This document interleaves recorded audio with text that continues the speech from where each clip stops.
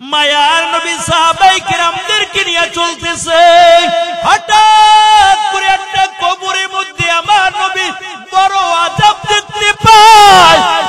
আল্লাহর নবী দাঁড়িয়ে গেল, মায়া নবী আল্লাহর কাছে দোয়া করলো, আল্লাহ এই কবরে আযাব বন্ধ করে দাও।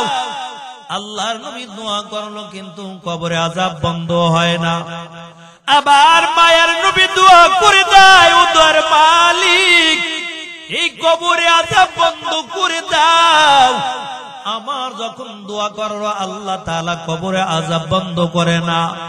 আল্লাহর পয়গম্বর বড় চিন্তার মধ্যে পড়ে গেল, কারণ আমি নবী যদি আল্লাহর কাছে দোয়া করি দোয়া ফেরত দেয় না, কি ব্যাপার, কেন আমার দোয়া আল্লাহ তাআলা কবুল করে না? আবার মায়ার নবী মালিকের কাছে দোয়া করে দেয়, আয় আল্লাহ এই কবরে আযাব বন্ধ করে দাও। কিন্তু তিনবার দোয়া করার পর কবরের আযাব বন্ধ হয় না। আল্লাহ নবী সাহাবীদেরকে ডাক দিয়া বলে, ও সাহাবায়ে কেরাম শুনো, এই কবরের মধ্যে কার আপনজন শায়িত, তার কবরের পাশে যে সে যাইয়া দাঁড়াও। কেউ যাইয়া কবরের পাশে দাঁড়ায় আর বলে, পয়গম্বর এই কবরের মধ্যে আমার ভাই শায়িত আছে। কেউ আওয়াজ দিয়া বলে, নবী এই কবরের মধ্যে আমার মা ঘুমানো। আবার কেউ বলে, পয়গম্বর এই কবরের মধ্যে আমার বাবা ঘুমানো। কিন্তু যেই কবরের মধ্যে আযাব হয় ওই কবরের পাশে দাঁড়ানোর মতো কেউ নাই। আল্লাহর নবী আওয়াজ দিয়া বলে, সাহাবীরা শুনো, এই কবরটা কার? এই কবরের আপনজন দুনিয়ায় কেউ বেঁচে আছে কিনা বলো। সাহাবীরা ডাক দিয়া বলে, পয়গম্বর একমাত্র তার মা বুড়ি মানুষ, তিনি বেঁচে আছে, আর কেউ বেঁচে নাই। আল্লাহর নবী বলে, ও সাহাবায়ে কেরাম তার মাকে এই জায়গার মধ্যে হাজির করে দাও। আল্লাহর নবীর কথা শোনার পর সাহাবীরা বলে, নবী আমার তার মা বড় অসুস্থ, কেমন করে এই জায়গায় আনবো? আল্লাহর নবী বলেন, কষ্ট হলেও আস্তে আস্তে এই জায়গায় হাজির করে দাও। মায়ার নবীর সামনে বুড়ি মাকে হাজির করা হয়। আল্লাহর নবী ডাক দিয়ে বলে, বুড়ি মা এই কবরটা কার বলো। বুড়ি মা ডাক দিয়া বলে, পয়গম্বর এই কবরটা হলো আমি পেটে ধারণ করেছি আমার সন্তানের কবর। আল্লাহর নবী ডাক দিয়া বলে, বুড়ি মা তোমার সন্তানের কবরের মধ্যে আযাব হইতেছে। বুড়ি মহিলা কথা শোনার পর মুস্কি হেসে দিয়েছে। আল্লাহর নবী আওয়াজ দিয়ে বলে, বুড়ি মা তোমার সন্তানের কবরে আযাব। এই কথা শোনার পর কেন তুমি হেসে দিলা? কেন কোন মা সন্তানের মুসিবতের কথা শুনে হাসতে পারে না? মায়ের দিলের মধ্যে আল্লাহ এত মায়া ঢেলে দিয়েছে। এ বুড়ি মা কেন তুমি হেসে দিয়েছো বলো। ওই বুড়ি মা ডাক দিয়া বলে, পয়গম্বর আমি আল্লাহর কাছে আমার সন্তানের জন্য বদদোয়া করেছিলাম, ও দোয়ার মালিক আমার সন্তানের জন্য আমি তোমার কাছে বিচার দিলাম। কোন নবী দোয়া করলো দোয়া কবুল করবা না, কোন ওলি দোয়া করলো তুমি দোয়া কবুল করবা না, তোমার কোন খাঁটি বান্দাও যদি দোয়া করে দোয়া কবুল করবা না। ও পয়গম্বর এই জন্য আপনি নবী হইয়া দোয়া করেছেন, কিন্তু আমার আল্লাহ দোয়া কবুল করে না। মার দোয়ার পাওয়ার কেমন দেখছে? মা বদদোয়া দিছে তো নবী দোয়া করতেছে, তারপর আল্লাহ দোয়া কবুল করে। আরে আল্লাহর বান্দা, আল্লাহর নবী ডাক দিয়ে বলে, বুড়ি মা এমন কি অন্যায় করেছে বলো।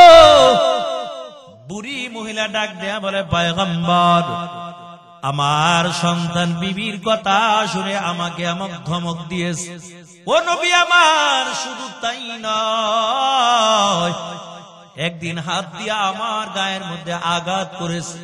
ওই দিন আমার দিলের মধ্যে এমন কষ্ট লেগে গেছে, আমি মালিকের কাছে বিচারটা দিয়েছিলাম, আল্লাহ দুনিয়ার জমিনের মধ্যে আমার চোখের সামনে কষ্ট দিও না। কারণ আমি মা হইয়া সইতে পারবো না। তবে মৃত্যুর পরে কবরে তুমি শাস্তি দিও, জাহান্নামের মধ্যে শাস্তি দিও।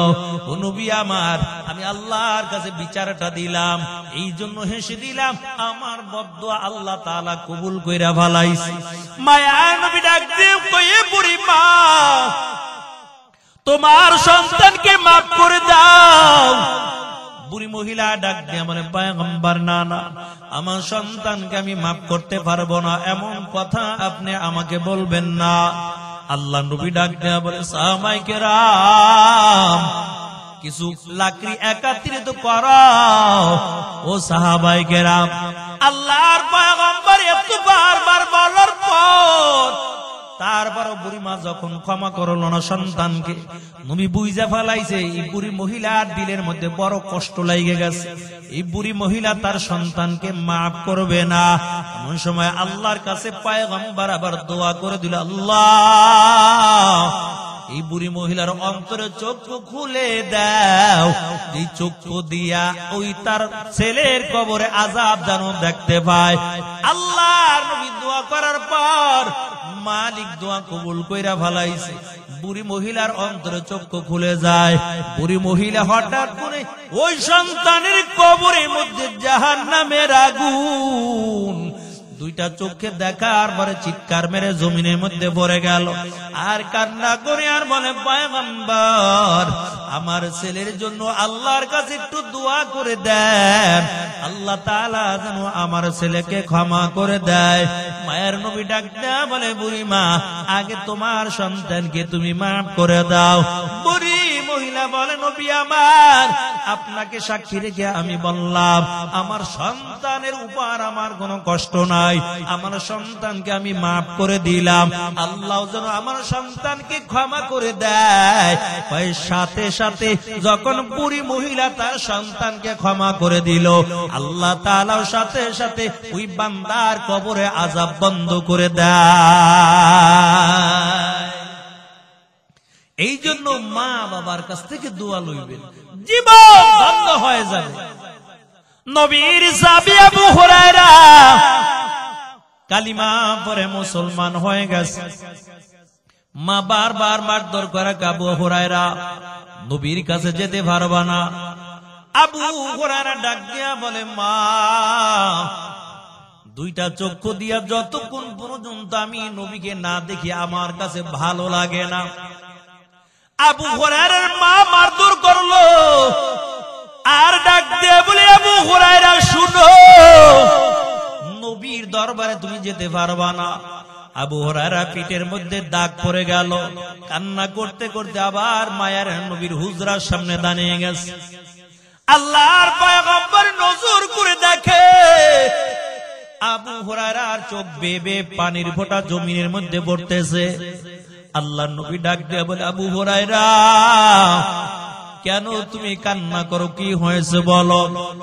আবু হুরায়রা ডাক দিয়া বলে, পয়গম্বর, আমার মা আমাকে মারধর করেছে, আপনার কাছে আসি এই জন্য। নবী ডাক দিয়া কয়, আবু হুরায়রা, তাহলে কি তুমি তোমার মায়ের নামের বিচার নিয়ে আমার কাছে আসছো? আবু হুরায়রা বলে, না, আমার মায়ের বিচার নিয়ে আসি নাই। ও পয়গম্বর, এই জন্য আপনার কাছে হাজির হয়ে গেলাম। আমি জানি আপনি নবী যখন আল্লাহর কাছে দোয়া করেন, আল্লাহ তাআলা আপনার দোয়া খালি ফেরত দেয় না। আপনি তো আমার মায়ের জন্য দোয়া করে দেন, আল্লাহ তাআলা যেন আমার মাকে হেদায়েতের মালা পরাইয়া দেয়। এরে আল্লাহর বান্দা, মায়ার নবী আল্লাহর কাছে হাত বাড়াইয়া দোয়া করে আর বলে, মালিক, আবু হুরায়রা মাকে হেদায়েতের মালা পরাও। আবু হুরায়রা তাড়াতাড়ি পাগলের মতো হইয়া বাড়ির দিকে দৌড়ায়। হঠাৎ করে একজন সাহাবী জামা টেনে ধরলো আর ডাক দিয়ে বলে, আবু হুরায়রা, কেন পাগলের মতো বাড়ির দিকে দৌড়াও? বলো, তোমার কোনো বিপদ হয়ে গেলে বলো। আবু হুরায়রা ডাক দেয়া বলে, তাড়াতাড়ি আমাকে ছেড়ে দাও, আমার কোনো বিপদ হয় নাই, মুসিবত হয় নাই।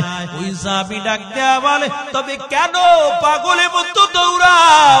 আবু হুরায়রা ডাক দেয়া বলে, আমার নবী আমার মায়ের জন্য আল্লাহর কাছে দোয়া করতেছে, আমি পরীক্ষা করে দেখবো আগে আমার নবীর দোয়া আল্লাহ কবুল কইরা আমার মাকে হেদায়েতের মালা পরায় না আগে আমি বাড়িতে যাইয়া পৌঁছাই। তবে আবু হুরায়রা ঘরের সামনে যাইয়া আবার যখন মাকে মা বলে ডাকতায়, আবু হুরায়রা বলেন, আমার মায়ের কণ্ঠের থেকে এত সুন্দর নরম সুন্দর কণ্ঠের আওয়াজ পাইলাম, আমার আর বুঝতে বাকি নাই। আমি বাড়ি আসার আগে আগে আল্লাহ নবীর দোয়া কবুল করিয়া আমার মাকে আল্লাহ তাআলা হেদায়েত দান করে দিয়েছে। এর নবীর উম্মতের দল। এই জন্য দুনিয়ার জমিনে দুইটা গুণ থাকলে জীবনে কোনোদিন রিজিকের অভাব হবে না, আর সম্মানেরও অভাব হবে না। এক নাম্বার গুণের নাম হলো মা বাবার কাছ থেকে দোয়া লইবা, মা বাবার সঙ্গে বেয়াদবি করবা না।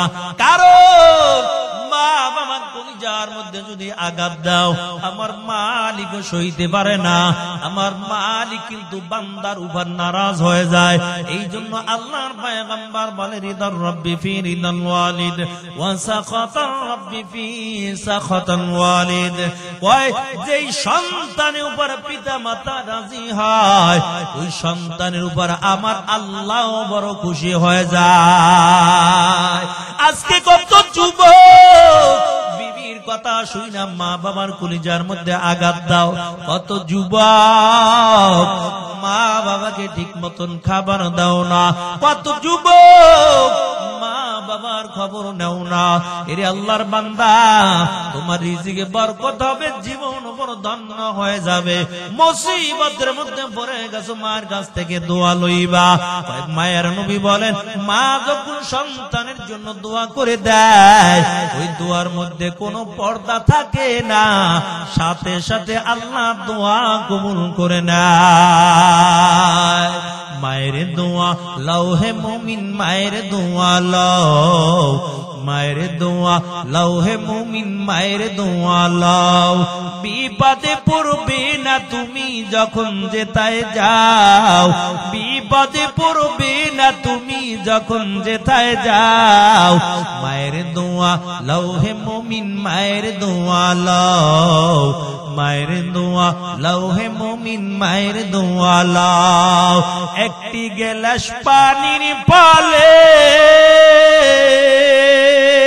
বাইজিদের কোলে তুলে হাত তুলে মা করলেন দোয়া, বাইজিদকে ওলি বানাও।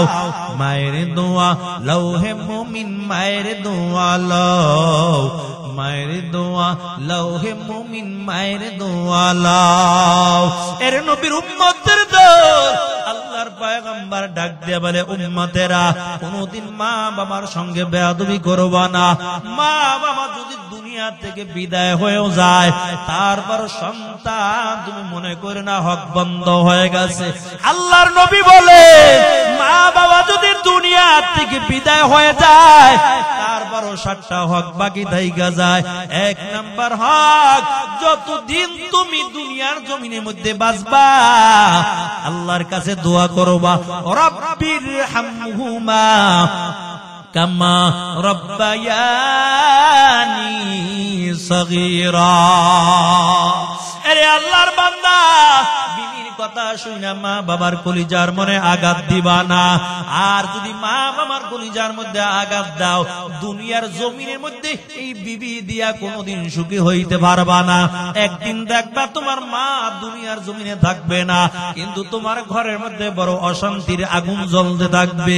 তোমার সন্তান তোমার কথা শুনবে না। এই জন্য ওয়াদা করে নিব, যাদের মা বাবা জীবিত আছে আর কোনদিন মা বাবার কলিজার মধ্যে আঘাত দিব না। এর নবীর উম্মতের দল।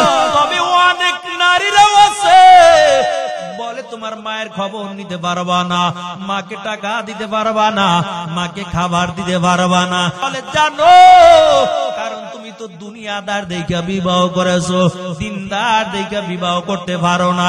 যদি দিনদার নারী আই যদি ঘরের মধ্যে আনতা, ওই নারী এমন কথা বলতে পারতো না, ওই সংসারের মধ্যে আল্লাহর দেওয়া শান্তি ঘরের মধ্যে নাজিল হতে থাকতো। এই জন্য যুবকের দল, বিবাহ করবা তবে 4টা গুণ দেখে বিবাহ করবা। কয়টা গুণ? 4টা গুণ দেখে বিবাহ করবা। 4 গুণ দেখে যদি বিবাহ করতে পারো, আর কোনদিন ঘরের মধ্যে অশান্তি আসবে না। ও পর্দার মা গো, তুমিও তোমার মেয়েটাকে বিবাহ দিবা, 4 গুণওয়ালা ছেলে দেখে বিবাহ দিবা, দেখবা তোমার মেয়েটা ঘরের মধ্যে সুখে থাকবে। আর যুবক, তুমিও যদি বিবাহ করো, 4 গুণওয়ালা দেখে বিবাহ করবা, কোনদিন ঘরের মধ্যে অশান্তি আসবে না। শান্তির জন্য মাজারেও যাওয়া লাগবে না, শান্তির জন্য বড় হুজুরের কাছে দোয়া চাওয়া লাগবে না। আল্লাহর দেওয়া শান্তি তোমার ঘরের মধ্যে নাজিল হতে থাকবে। পয়গম্বর সুলাইমান এই জন্য যখন বিবাহ করার বয়স হয়ে গেল, আল্লাহর পয়গম্বর সুলাইমান রাজ্যের মধ্যে ঘোষণা দিয়া দেয়, 4 গুণওয়ালা মেয়ে বিবাহ করতে চাই। যেই মেয়েটার মধ্যে 4টা গুণ থাকবে, তাকে সুলাইমান পয়গম্বর বিবাহ করবে। তবে 2 গুণওয়ালা মেয়ে পায়, 3 গুণওয়ালা মেয়ে পায়, 4 গুণওয়ালা মেয়ে পায় না। আর সুলাইমান পয়গম্বর বিবাহ করতে পারে না। ঘোষণাটা রাজ্যের আনাচে কানাচে সরিয়ে যায়। এরে আল্লাহর বান্দা, ওই রাজ্যের মধ্যে একদল লোক ছিল, নদীর মধ্যে মাছ ধরে ধরে জীবনটা চালাইতো। জেলের কানের মধ্যে সংবাদ চলে যায়। জেলেটা চিন্তা করলো, আমার তো কপাল বড় ভালো, আর বুঝিয়া নদীর মধ্যে মাছ ধরা লাগবে না, কারণ আমার মেয়েটার মধ্যে আল্লাহ 4টা গুণ দান করেছে। আমার মেয়েটা যদি সুলাইমানের কাছে বিবাহ দিতে পারি, আর কোনদিন নদীর মধ্যে মাছ ধরা লাগবে না। তবে বাড়ির মধ্যে যাওয়ার পর বিবির সঙ্গে পরামর্শ করলো, রে বিবি, সুলাইমান নবী 4 গুণওয়ালা মেয়ে বিবাহ করতে চায়, আমার মেয়েটাও সুলাইমানের কাছে বিবাহ দিতে চাই। জেলের বিবি ডাক দেয়া কয়, স্বামী আমার, না না, এটা কোনদিন সুলাইমান পয়গম্বর মেনে নেবে না। তার একমাত্র কারণ, সুলাইমানকে আল্লাহ তাআলা তামাম দুনিয়ার বাদশাহী দান করেছে। আমরা তো বড় গরিব, নদীর মধ্যে মাছ ধরে ধরে জীবনটা চালাই, এটা কোনদিন সুলাইমান পয়গম্বর মেনে নেবে না। কিন্তু জেলে চিন্তা করলো, বিবি আসলে তো কথা সত্য, কারণ আমরা গরিব মানুষ, দরকার নাই, যেমনি আছি ভালোই আছি। কিন্তু আওয়াজ যখন মেয়ের কানের মধ্যে চলে যায়, মেয়েটা ডাক দিয়া বলে, মা কোনো চিন্তা করা লাগবে না, আমি সুলাইমানের কাছে বিয়ার প্রস্তাবটা পাঠাইবো। যে আল্লাহ সুলাইমানকে টাকার মালিক বানাইলো, ওই আল্লাহ যদি চায় সুলাইমানের বিবি হিসাবেও আমাকে কবুল করে নিতে পারে। এর নবীর উম্মতের দল মেয়েটা চিঠি লেখা সুলাইমানের কাছে দেয়, ও পয়গম্বর, আপনি 4 গুণওয়ালা মেয়ে বিবাহ করতে চেয়েছেন, তবে আমার মধ্যেও 4টা গুণ রয়েছে। তবে পয়গম্বর, আপনি যদি চান আমাকে বিবি বানাইতে পারেন, দুনিয়ার কোন লোভ লালসায় পড়ে আপনার বিবি হতে চাই না। একমাত্র কারণ, পরকালে আমি আল্লাহর সামনে যেন একজন নবীর স্ত্রী হইয়া যেন মালিকের সামনে দাঁড়াতে পারি। সুলাইমান পয়গম্বর চিঠি পেয়ে গেল, সকল মন্ত্রীদেরকে ডাকলো, আসো, 4 গুণওয়ালা মেয়ে পাইলাম, দেখো মেয়েটার বাড়ি কই, মেয়েটার ঘর কই, এই মেয়েটাকে আমি বিবাহ করতে চাই। একজন মন্ত্রী দাঁড়াইয়া বলে, বাদশাহ মহারাজ, যদিও মেয়েটার মধ্যে 4টা গুণ আছে, তবে মেয়েকে আপনি বিবাহ করতে পারবেন না। সুলাইমান পয়গম্বর ডাক দিয়ে বলে, কেন? ওই মন্ত্রী ডাক দিয়ে বলে, বাদশাহ মহারাজ, কেমন করে বিবাহ করবে? কারণ এই মেয়েটার তার বাবা তো গরিব মানুষ, নদীর মধ্যে মাছ ধরে ধরে জীবনটা চালায়, এটা কোনোদিন সম্ভব না। মানুষগুলো আরো বলবে যে সুলাইমান পয়গম্বর একটা জেলের মেয়েকে বিবাহ করেছে। সুলাইমান নবী চিন্তা করলো, আসলে তো কথা সত্য। এই চিন্তা করে বিয়ার প্রস্তাবের চিঠিটা ছিঁড়ে টুকরা টুকরা করে জমিনের মধ্যে ফালাইয়া দেয়। আল্লাহর কাছে কাজটা বড় অপছন্দ হয়। আল্লাহ ডাক দেয়া বলে, পয়গম্বর সুলাইমান, কেন আপনি এমন কাজটা করলেন? ধনীও তো আমি আপনাকে বানাইলাম, টাকার মালিক তো আপনাকে আমি বানাইলাম, আর ওই বান্দিকে গরিব বানাইলাম আমি আল্লাহ। তবে কেন আপনার ভিতরে এমন ভাব চলে আসলো?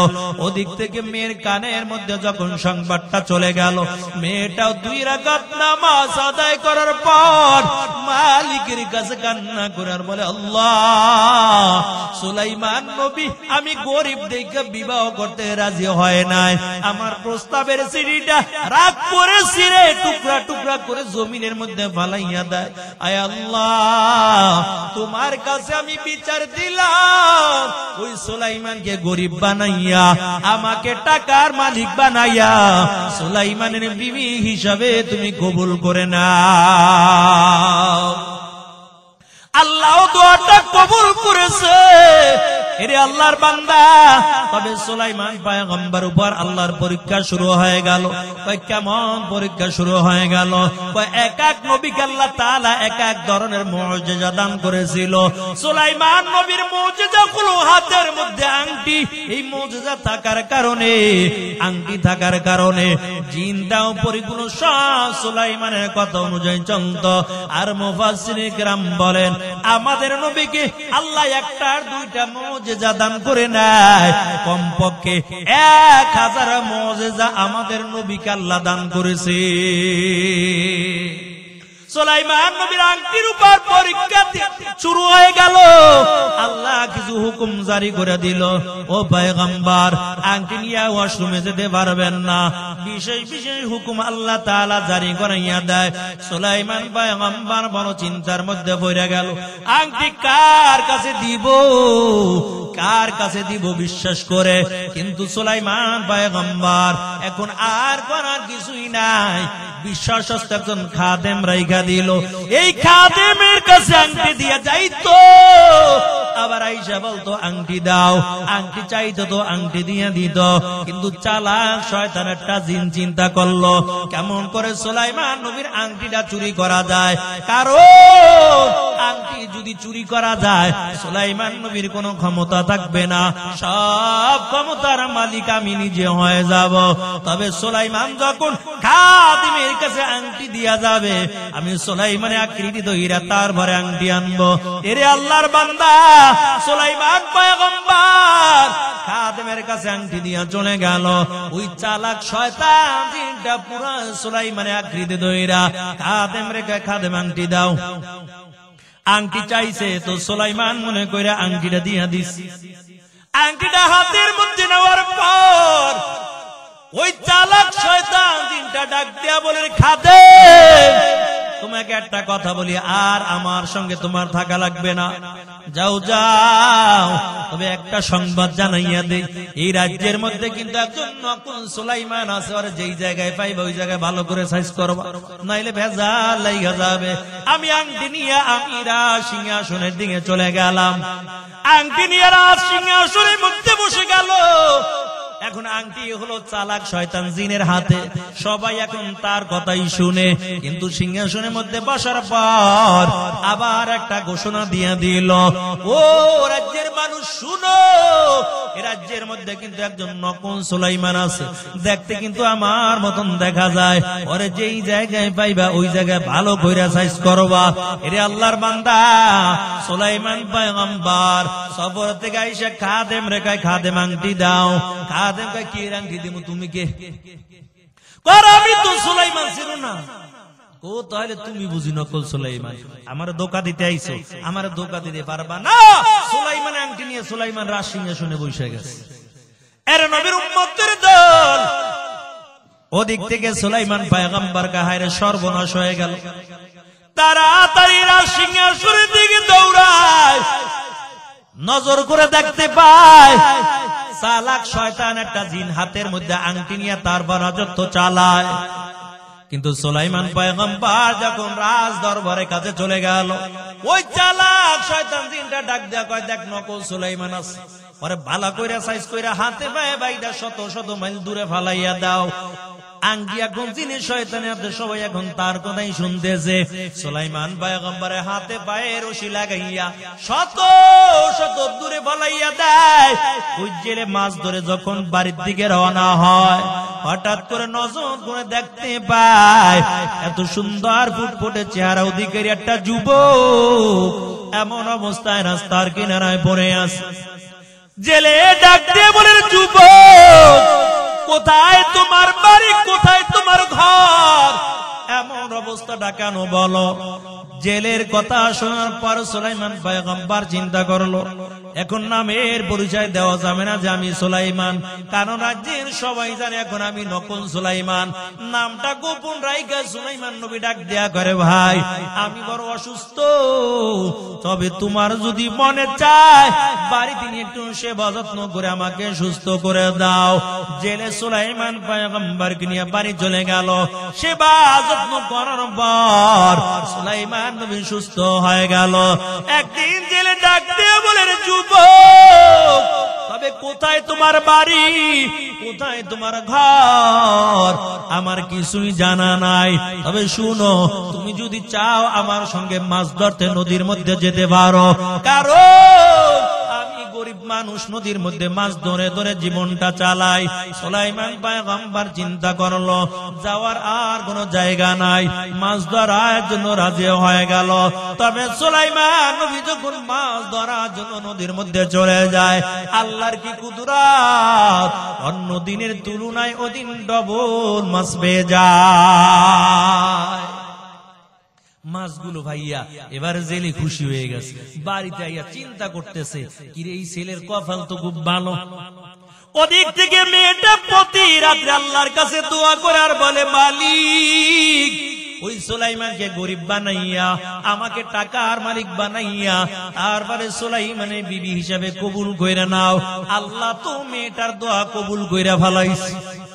এরে আল্লাহর বান্দা আবার দ্বিতীয় দিন মাছ ধরার জন্য চলে গেল। দ্বিতীয় দিন আবার অনেক মাছ পেয়ে গেল। এমন করে সপ্তাহ চলে গেল, মাস চলে গেল, প্রায় বছরের কাছাকাছি হয়ে গেল। একদিন জেলে ডাক দিয়ে বলে, যুবক তবে তোমার নামটা আমি জানি না, কোথায় বাড়ি কোথায় ঘর আমার জানা নাই, তবে আমার দিলের মধ্যে বড় একটা আশা, আমি একটা কথা বলতে চাই, বলো আমার কথা রাখবা কিনা। সুলাইমান পয়গম্বর ডাক দিয়া বলে, কি বলতে চাও বলো। ওদিক থেকে জেলে ডাক দিয়া কয়, যুবক আমার যে সুন্দরী রূপসী একটা মেয়ে আছে, বলো দেখছো কিনা। সুলাইমান নবী ডাক দিয়া কয়, না না, কোনদিন তার কণ্ঠের আওয়াজও পাই নাই। ওদিক থেকে জেলে ডাক দিয়ে বলে, যুবক তবে আমার মেয়েটা বালেগা হওয়ার পর দুনিয়ার কোন মানুষ তার কণ্ঠের আওয়াজও শুনতে পারে না, কোন বেগানা পুরুষ তাকে একবারও দেখতে পারে না। এর যুবক তুমি যদি চাও আমার মেয়েটা আমি তোমার সঙ্গে বিবাহ দিতে চাই। সুলাইমান পয়গম্বর চিন্তা করলো যাওয়ার আর কোনো জায়গা নাই, এটা রাজি হয়ে যায়। রাজি হয়ে গেল। এখন জেলে চিন্তা করলো তার বিবির সঙ্গে একটু পরামর্শ করি। বিবির সঙ্গে যখন পরামর্শ করার জন্য চলে গেল, জেলে ডাক দিয়ে বলে, বিবি তোমার একটা মতামত আমি জানতে চাই, বলো আমার বাড়িতে যেই যুবকটা কাজ করে যুবকের ব্যাপারে তোমার কি ধারণা। ওদিক থেকে জেলের বিবিও কয়, না না, এত ভালো মানুষ আমার জীবনে আর কোনোদিন দেখি নাই, অবশ্যই আমার দিলের মধ্যে সাক্ষী দেয় এই মানুষটা বুঝি একজন খাঁটি জান্নাতি বান্দা হবে। জেলের কথা শুই না, এখন জেলেও সুযোগ পেয়ে গেল। জেলে কয়, বিবি তবে আমার দিলের মধ্যে একটা আশা জায়গা গেছে। কি আশা? আমার মনে চায় আমার সুন্দরী রূপসী মেয়েটা আমি এই ছেলের সঙ্গে আমি বিয়া দিতে চাই। জেলের বিবি ডাক দিয়ে বলে, স্বামী আমার না, কারণ আমি তো গরিবের কাছে বিবাহ দিতে রাজি না, আমি তো টাকাওয়ালা দেখে বিয়া দিব। কারণ মহিলাদের দিলের মধ্যে কিন্তু দুইটা জিনিসের লোভ বেশি, একটা টাকার লোভ, একটা স্বর্ণের লোভ। এই জন্য আমাদের সমাজ মাঝে মাঝে দেখা যায় একটা দুইটা বাচ্চা রাইখা টাকাওয়ালা দেখা আর একজনের লগে হিজরত কইরা চইলা যায়। কয় কি রে কেন হিজরত করছো? আরে আমার ভবিষ্যৎ আছে না, ভবিষ্যৎ যোগানের জন্য টাকাওয়ালা দেখে ভাগছে, বাচ্চার চিন্তা করে নাই, স্বামীর চিন্তা করে নাই। ও পর্দার মা গো, রিজিকের মালিক হলো আল্লাহ। আল্লাহ ইচ্ছা করলে এই গরিবের সংসারেও তোমাকে সুখে শান্তিতে রাখতে পারে। কিন্তু আমাদের সমাজে যখন স্বামীর অভাব শুরু হয়ে গেছে, তখন ভালোবাসার থাকে না, ভালোবাসা তখন জানালা দিয়ে ফালাই যায়। স্বামীও চাকরি করে, বিবিও চাকরি করে, দুজন বাম্পার কামায়। কারণ মহিলাদের দিলের মধ্যে যে টাকার লোভ বেশি। বেশি রাত্র করবো না, আপনাকে তবরক শেষ হয়ে যেতেছে, ঠান্ডা হয়ে যেতেছে, খালি বিয়েটা পরাম।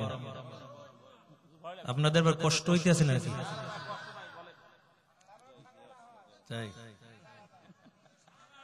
হ্যাঁ, আমি কিন্তু ডাইনে ভাবে তাকাই না, খালি দেয় না মুখ কেমন ভাবে চালাইছি, আর ঘড়ির দিকে তাকাইতেছি, তবরক তো ঠান্ডা হয়ে যেতেছে। তবে বিয়ে শাদীরে বড় কি কন সারা চলবে, থাকবেন সারা রাত? কারা কারা থাকবেন দেখি তো? বাম রে বাপ, সবাই থাকবেন, আমি কিন্তু থাকবো না। বলে হুজুর আপনি না থাকলে আমরাও থাকবো না। তবে সারা রাত থাকার জন্য, বয়ান শোনার জন্য নিয়ত করেছেন, এর বিনিময়ে আল্লাহ তাআলা আমলনামায় নেকি দান করে দিচ্ছে। ভালো কাজের নিয়ত করলে আল্লাহ তাআলা আমলনামায় নেক দান করে দেয়। কই স্বামী চাকরি করে, বেতন পায় 20,000, ম্যাডাম চাকরি বেতন পায় 30,000, পাওয়ার কার বেশি? ম্যাডামের। মহিলারা যদি আর টাকার মালিক হয়, আরে গরম, এর গরমে ঘরে থাকতে পারবেন না, কম্বল লাগবে না, বিবির গরমে দেখবেন সব গরম হয়ে যাবে। তবে মাথা আপনিও গরম করেন না, আপনার চাইতে মহিলাকে মাথা কম গরম না, আপনার চাইতে আপনার মাথা 100 গরম হবে, হেডটা 150 গরম হয়ে যাবে। এই জন্য দেখবেন বাংলাদেশ ফায়ার সার্ভিসের মধ্যে মহিলাকে চাকরি দেয় না, কারণ এখন মাথা গরম, এরা যে আগুন নিবাইতে পারবে না, যাই আগুন ধরাই দেবে। আরে আল্লাহর বান্দা, স্বামী বেতন পায়, বেতন 20,000, ম্যাডাম বেতন 30,000। ম্যাডামের ঠেলায় আর থাকতে পারে না, প্রতিদিন স্বামী অফিস থেকে আইসা সুন্দর করে ঘরটা গুছায়। একদিন স্বামীকে, কি ব্যাপার, আমার কি বোকা ভাইলো নাকি? প্রতিদিন ঘরের কাজ বাস আমি করি, আমি যা বেতন পাই বাসা ভাড়া দেই, আবার সংসারে বাজার করি, হ্যাঁ বেতন যা পাইলি সব ব্যাংকে জমা রাখে। কাজ বাজ আমার করার আগে কিছুই তো বুঝলাম না। আগে হুজুর বহু কাজে শুনছি বিবিরা স্বামীর খেদমত করবে, কিন্তু উল্টা আমার তার খেদমত করা লাগে। আজকে আর কিছু করবো না, চুপচাপ। সন্ধ্যা বেলা ম্যাডাম বাড়ি হাজির, ডাক দিয়া বলে স্বামী আমার, কেন ঘরটা অগুছালো দেখা যায় বলেন? স্বামী ডাক দিয়া কয় বিবি আস্তে কথা কও, জোরে আওয়াজ দিয়া স্বামীর সঙ্গে কথা কইবা না, চোখ লাল করে স্বামীর সঙ্গে কথা কইবা না, সাবধান। এরে বিবি আর তোমার দিয়া চাকরি করাইতে চাই না, এখন থেকে পর্দায় থাকবা, 5 ওয়াক্ত নামাজ আদায় করে নিবা। বিবি ডাক দিয়া কয় দরকার হলে তোমার সংসার ছাড়মু, তারপরে চাকরি ছাড়মু না। স্বামী ডাক দিয়ে কয় বিবি আমার, তবে স্বামীর পায়ের নিচে স্ত্রীর জান্নাত। আস্তে স্বামীর সঙ্গে নরম ভাষায় কথা বলবা। স্ত্রী কয় কোন হুজুরে ফতুয়া দিছে? আবার তার কাছে যাইয়া জিজ্ঞাসা করে দেখো, তোমার বেতন হলো 20,000, আমার বেতন হলো 30,000, তোমার পান নিচে আমার জান্নাত না আমার পান নিচে তোমার জান্নাত? তোমার চাইতে তো আমার বেতন বেশি। এর নবীর উম্মতের দল, স্বামী স্ত্রী দুইজনে ঝগড়া শুরু হয়ে গেল। স্বামী কয় তোমারে দিয়া চাকরি করাবো না, ম্যাডাম কয় আমি চাকরি ছাড়তেও পারবো না। দুইজনে ঝগড়া শুরু হয়ে গেল। ঝগড়া করতে করতে রাত্র গভীর হয়ে গেল। এক পর্যায়ে স্বামী কয় আল্লাহকে তো ঝগড়া করে পারবো না, তাই কি করা যায়, চলো বিবি আগে ঘুমাইতে যাই, সকালবেলা অফিস আছে। দুজন ঘুমাইতে গেল। ম্যাডাম অন্যদিকে চেহারাটা ফিরে তারপর শুয়ে রইছে। স্বামী বেচারা কয় এরে বিবি চেহারা অন্যদিকে ফিরাইছে, কোনো দুঃখ নাই, তবে মশারি টানাই দে, মশার কামড় শুইতে পারি না। ম্যাডাম কয় কেন আমি টানাইব? মশারি তোমার টানার লাগবে, কারণ তোমার বেতন 20,000, আমার বেতন 30,000, তোমার চাইতে আমার পাওয়ার বেশি, মশারি তোমার টানার লাগবে। স্বামী কয় না না, তুমি স্বামীর খেদমত করবা, মশারি তুমি টানাইবা। ঘুমাইতে যে আরো ঝগড়া বাইরে গেছে। স্বামী কয় তুমি টানাইবা, ম্যাডাম কয় তুমি টানাইবা। এমন ঝগড়া শুরু হইল। এখন দেখা যায় ঝগড়া মনে হয় রাত বেড়ে চলবে। স্বামী কয় আরো বেজালে হইরে গেলাম। ঘুমের মধ্যে মনে হয় ঝগড়া করবে, কারণ মহিলাকে মুখ হলো চায়না মেশিনের মতন অটো, একদিন চালু হলে 7 দিন চলতে থাকে, এটার বন্ধ হয় না। স্বামীর লাগে একদিন ঝগড়া লাগছে, এইটা আর রাগ 1 সপ্তাহ পর্যন্ত রাগ গরম থাকে, এর মেজাজ ঠান্ডা হয় না। এর নবীর উম্মতের দল। তবে স্বামী বেচারা কয়, বিবি মশারিটা টানাইয়া দাও। ম্যাডাম কয়, না না আমি পারবো না, মশারি তোমারই টানান লাগবে। দুইজনে যখন ঝগড়া শুরু হয়েছে, মশাই সুযোগ পাইয়া বিসমিল্লাহ ছাড়া কামড় শুরু করছে। কি রে এমন কামড়ি শুরু করছেন, কামড় সইতে পারে না। ওদিক থেকে মশাই কামড়াইতে আছে, আর ওদিক থেকে মশারিও টানাইবে না। এক পর্যায়ে এমন ভাবে ঝগড়া শুরু হয়, বেচারা চিন্তা করলো, স্বামী বেচারা, আমার মশার কামড়ি ভালো আছে, আগে তবে আর মুখটনি বন্ধ করতে পারি। মশারি তোমারও টানার লাগবে না, আমারও টানার লাগবে না, একটা কথা বলতে চাই, মানবানি? কয় মানব। কি কথা কও? কয় দুজন চুপ, কেউ কথা বলবো না, যে আগে কথা কইব হে মশারি টানাইবে। কয় ঠিক আছে, বিচার মানলাম। দুজন চুপ হয়ে গেছে। ওদিক থেকে মশার কামড়, উহা শব্দ দুইজনের একজনও করে না, কারণ কথা কইলে তো মশারি টানার লাগবে। বাহিরে দাঁড়াই দাঁড়িয়ে চোরার দল সবকিছু শুনতে আছে। চুরি করতে ওগুলো কিন্তু বুদ্ধি লাগে। একটা ছিল খুব চালাক চোর, কয় তাড়াতাড়ি ঘরের মধ্যে ঢোকাইছে, বরকতে চুরি করবো। দুইজনে বাম্পার কামায়, একদিনও চুরি করতে পারি না, আজকে ভালো করে চুরি করে লই, তাড়াতাড়ি ঘরের মধ্যে ঢোকে, একটু বরকতে চুরি করবো আজকে। চোরার দল ঘরের মধ্যে ঢুকতেছে, স্বামীও দেখে, বিবিও দেয়, ডাক দেয় না, কারণ কথা বলি তো মশারি টানাল লাগবে। চোরার দল ঘরের মধ্যে ঢোকার পর টাকা পয়সা নেয়, স্বর্ণ গণ্য নেয়, দুইজনে তাকাই তাকাই দেখে, আর ভিতরে শরীর জ্বলতে আছে, কিছুই কয় না, কারণ কথা কইলি তো মশারিরা টানান লাগবে। কে আবার কার কাছে ছোট হয়, এই জন্য কথা কয় না, কয় মাল যায় যাও। স্বর্ণ গণ্য সব কিছু মালামাল গাঠির মধ্যে বাইদা চোরাই যখন রওনা হয়ে যাবে, একটা ছিল গ্রামে ছেসরা চোর, কয় দেখি রাঁধছে কি খাইয়ে লই, সুন্দর করে মাছ ভাজি করে যে রাগ করে ঝগড়া করে খাইও না, তাড়াতাড়ি খাইয়া পাতিল দুইটা গাঠির মধ্যে ল। নতুন দেখা যায় মনে হয় অল্প কয়দিন হয়েছে কিনছি, কিন্তু এই পাতিল দুইটা বাপের বাড়িতে মহিলা শখ করে আনছে। পাতিল দুইটাও যখন গাঠির মধ্যে বেঁধে নেয়, মাথার মধ্যে গাঠি লইয়া যখন রওনা হয়, মহিলার মেজাজ বড় গরম হয়ে গেছে। ডাকতে বলে, চোরার দল, টাকা পয়সা নিছো, স্বর্ণ গণ্য নিছো, কিছু বলি নেই, আমার শখের বাতিল রাইখা যা। স্বামীকে কিল্লিকে কথা কইছো, আগে মশারি টানা। চাকা গোল, পয়সা গোল, গোল আলু গোল, এর চেয়ে বেশি গোল মনের গন্ডগোল। কথা বলেন ঠিক কিনা? চাকা গোল, পয়সা গোল, গোল আলু গোল, এর চেয়ে বেশি গোল মনের গন্ডগোল। নিম তিতা, নিন্দা তিতা, আরো তিতা খর, এর চেয়ে বেশি তিতা 203-এর ঘর। বড় বড়াই করলে দিলে রহমত আসে না, নিজেকে নিজে ছোট মনে করিও সাধা। উঁচু জায়গার পানি যেমন নিচু জমিনে যায়, তেমনি আল্লাহর রহমত আসে নম্রতার হৃদয়।